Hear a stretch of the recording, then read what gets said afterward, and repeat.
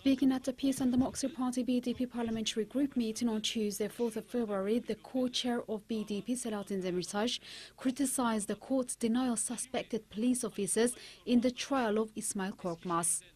Demirtas criticised the court's denial of the detention of the suspected police officers in the trial for killings of Ali Ismail Korkmaz during the Gezi protests and said, "Today they call it parallel structure, while they themselves are parallel. The community, Gülen's movements have not acted alone, but together with you," said to AKP government. He added that all the families must get unified in order to bring the responsible to account. Commenting on the recent policies of AKP, Demirtas said, AKP tries to hinder only that which harms itself. Rather, it is building its own state.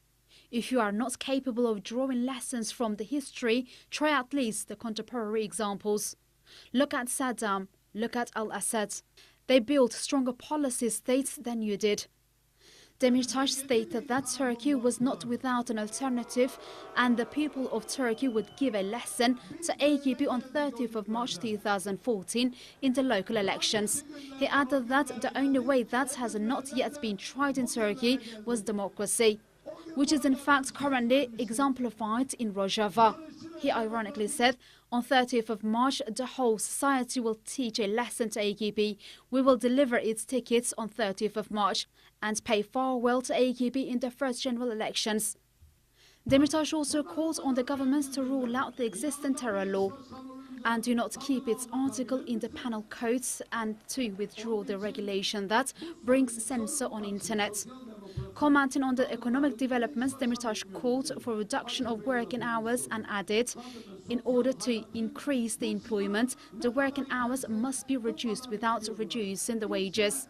Otherwise, it will be the labourers who will pay the price. The interest lobby at which Prime Minister expressed outrage until recently seems to take possession of the country. People in Gezi didn't surrender to interest lobby, but the Prime Minister did. Demirtas lastly reminded the massacre of Chechen people in Russia, Chechen War, and said, "We are in solidarity with Chechen people in their struggle for their language."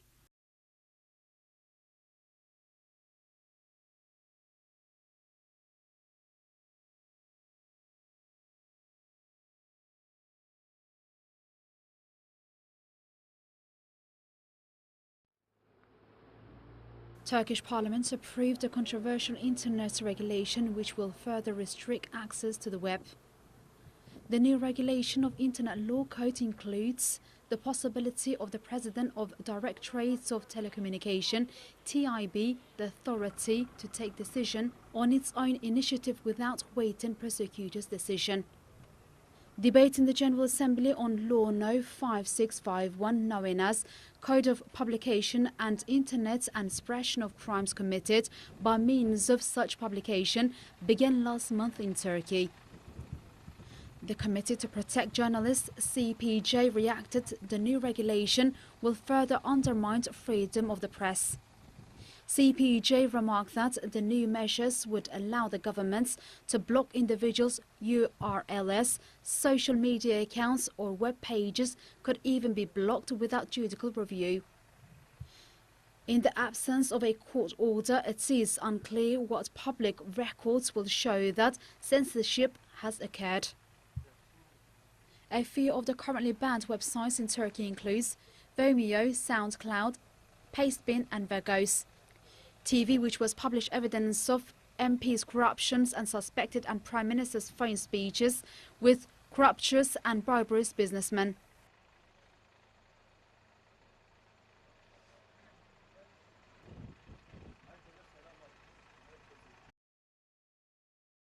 Internet site, which is known as a pro-KDP site, launched a poll for choosing a Rojava leader. An internet poll conducted by Vestaker says Syrian Kurdish Democratic Union Party PYD leader Saleh Muslim is the best person to lead the Syrian Kurds.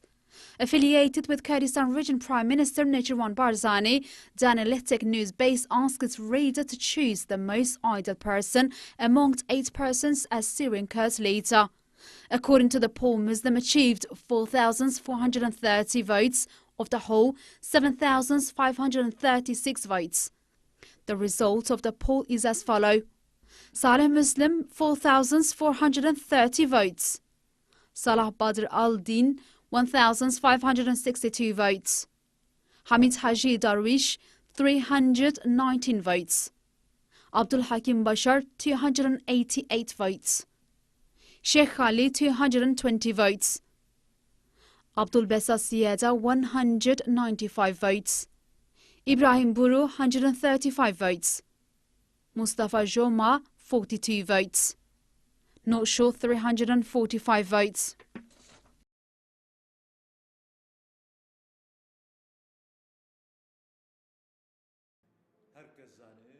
Mohamed Saleh Abdo, President of the Education and Training Commission of the Autonomous Jizre Canton, said they would form a new program for a democratic education system in West Kurdistan. Abdo said that a new education system must be developed with a democratic approach in order for the elimination of the old Ba'athist ideology influence in education system. He remarked that the present education system was grounded on a nationalist and chauvinist ideology. Abdo stated that the Ba'ath regime has never recognized different cultures, identities and literature of the people in the Syrian country. President Abdo underlined that also Jizre Canton reflected the mosaic in the region for involving all pupils and structures in the region in the organization and building of the democratic autonomous government. Abdul lastly pointed out that the new system to be formed for the new education term will lend itself to the democratic autonomous system and answers the needs of all pupils in the cultural mosaic in the region that is currently going through a historic process.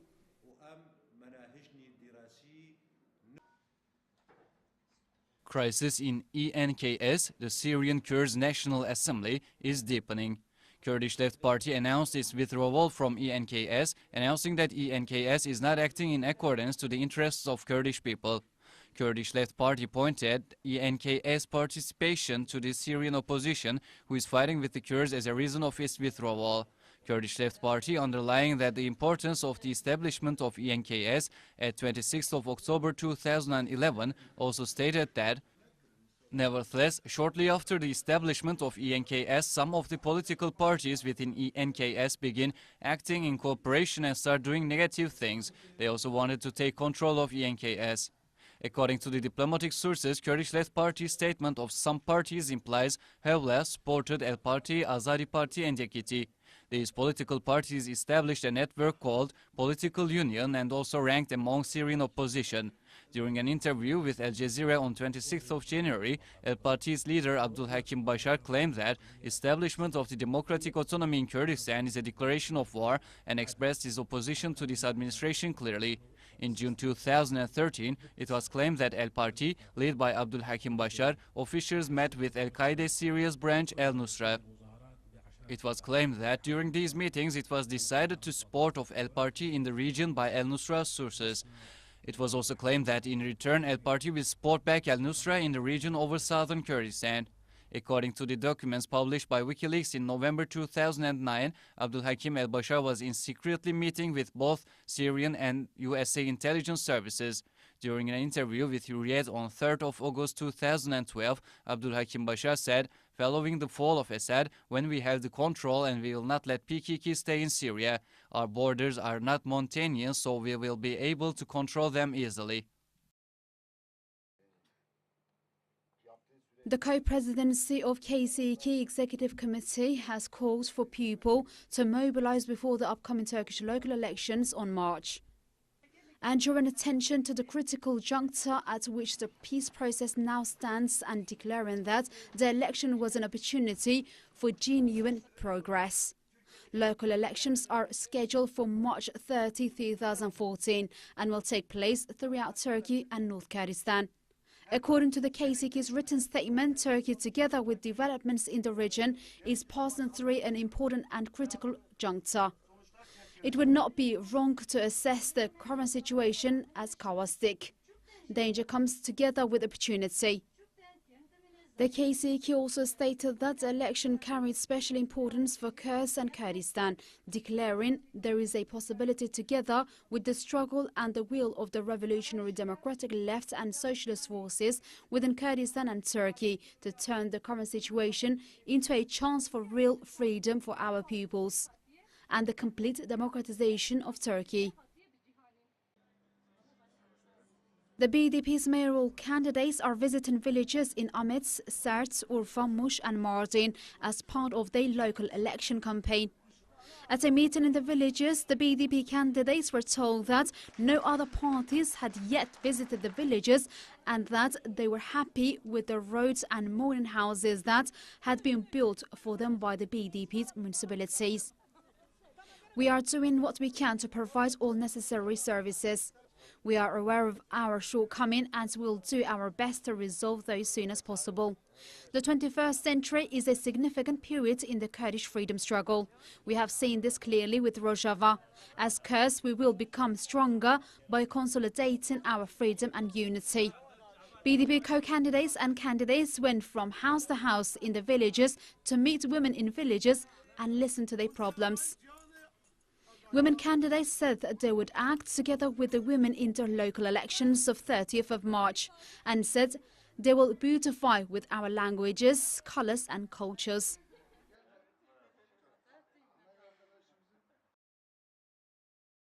Kurdistan Communities Union Executive Council co-president Cemil Bayık answered the journalists' questions. Rushen Chakar of Vatan Daily. Bayık reminded that Kurdish guerrillas would turn back to North Kurdistan unless negotiations and a political solution is achieved. He emphasized that the Turkish state should not play games with our leader, movements and people, nor give a negative answers to our efforts for a solution. Bayık also stressed that as a Kurdish movement, they do not support neither AKP government nor Gülen's movements on ongoing internal power struggles in Turkey.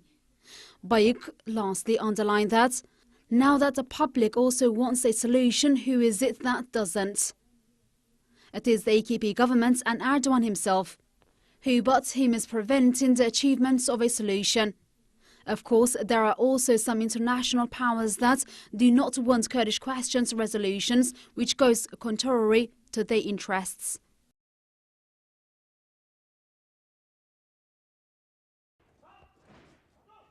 The 15th anniversary of the capture of Abdullah Öcalan.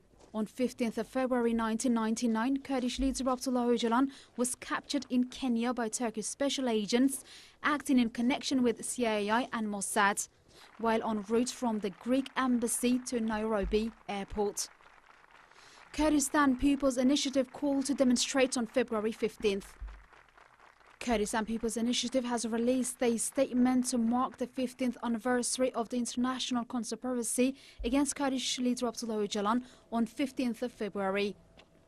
The initiative said 15th of February is a day of conscience questioning due to failure to liberate the Kurdish leader, who has maintained his position defending his people while being subjected to an unprecedented isolation for 14 years now.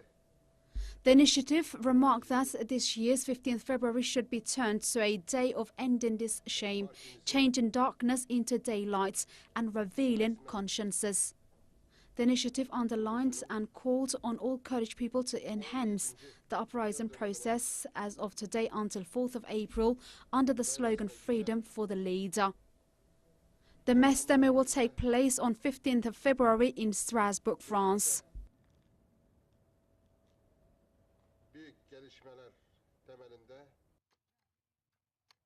According to a report released by Workers' Health and Workers' Security Assembly, at least 82 workers were killed from work-related injuries in January 2014. 82 casualties included 5 children, 2 women and 7 immigrants. The report revealed that most casualties occurred in constructions.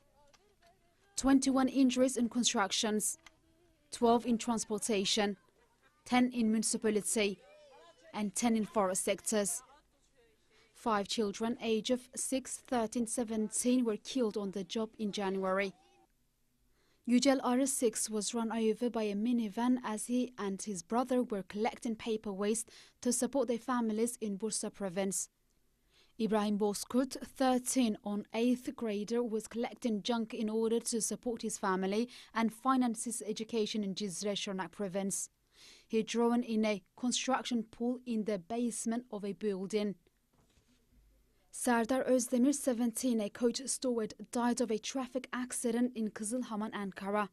Osman Avcı, 17, a steward at a gas station in Kulu, Konya province, was run over a car as he went out to help a chain accident.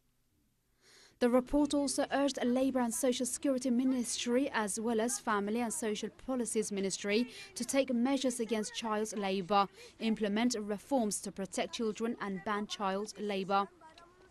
According to a report released by Worker Health and Work Security Assembly, at least 1,235 workers were killed from works-related injuries in 2013.